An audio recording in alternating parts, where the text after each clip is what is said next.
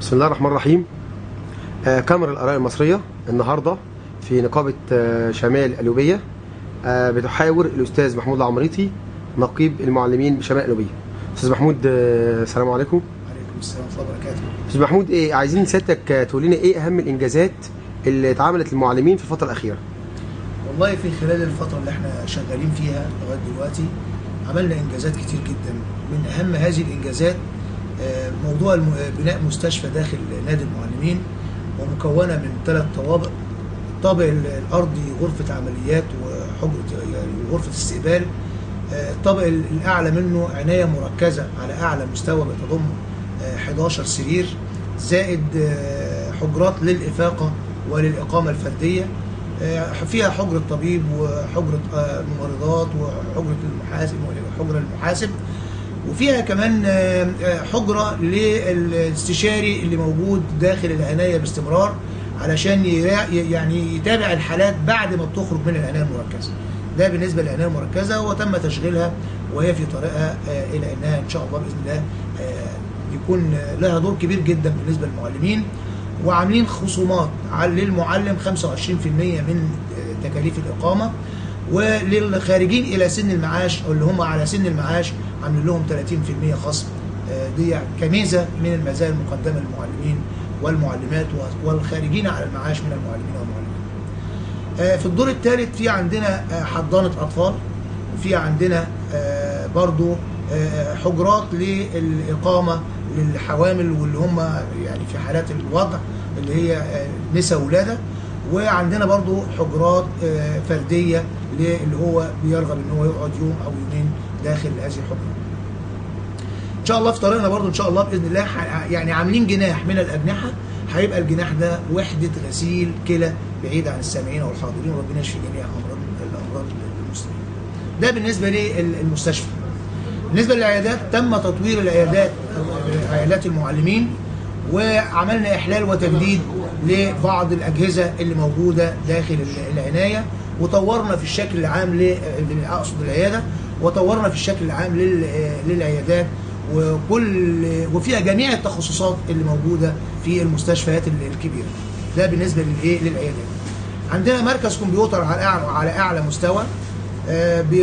عدد المترددين في الشهر الواحد مش أقل من 70-80 متردد في مركز الكمبيوتر، وبيدر عائد كويس جدا جدا بالنسبة للمعلمين. عندنا أتوبيس للنقابة، عندنا إسعاف للنقابة. كان عندنا نادي من نادي النقابة هنا تم تأجيره بدل من 10,000 احنا أجرناه دلوقتي النهاردة ب 28,000 جنيه في الشهر الواحد، زائد 10% كل سنة. يعني ان شاء الله يوصل يعني في نهاية ال5 سنين اللي احنا مقدرينهم الى حوالي 35,000 جنيه في الشهر الواحد. عندنا برضو ملاهي للاطفال. عندنا نادي على اعلى مستوى. عدد المترددين على النادي السنة دي زاد، او في السنوات الاخيرة زاد بشكل مهول. يمكن هو النادي الوحيد على مستوى محافظة القليوبية عدد المترددين فيه عدد كبير جدا جدا جدا. والدخول سعر التذكرة جنيه. يعني اي واحد متردد بيحب ان هو يقعد في نادي المعلمين، لما انه يعني عشان خاطر النادي ده من الانديه اللي هي دايما بتطل على النيل، وبصراحه مهتم بيها زياده عن اللزوم. في عندنا مسجد للصلاه. في عندنا كل ما يخطر على بالك اللي هو بيجذب العملاء. عندنا المترددين على العيادات 900,000 فرد كل سنه. عدد المترددين إلى العيادات 900,000. وعندنا سعر التذكرة 10 جنيه للمعلم و15 جنيه لغير المعلم. يعني بجد احنا يعني تقريبا هو النشاط القائم داخل النقابة هو نشاط جذب، وليس نشاط ان هو يعني بيبعد المترددين عن المكان. أستاذ محمود، ايه أهم المشاكل أو الصعوبات اللي بتواجه النقابة في الفترة الحالية؟ احنا بصراحة ما عندناش مشاكل خالص في داخل النقابة، وأي حاجة بتحصل بنقدر نحلها على طول. ولكن المشكلة اللي هي بتواجهنا النهاردة ان المعلمين مع الإدارة اللي هي اقصد الإدارة، اقصد المديرية يعني، في مشاكل كتيرة جدا جدا جدا جدا.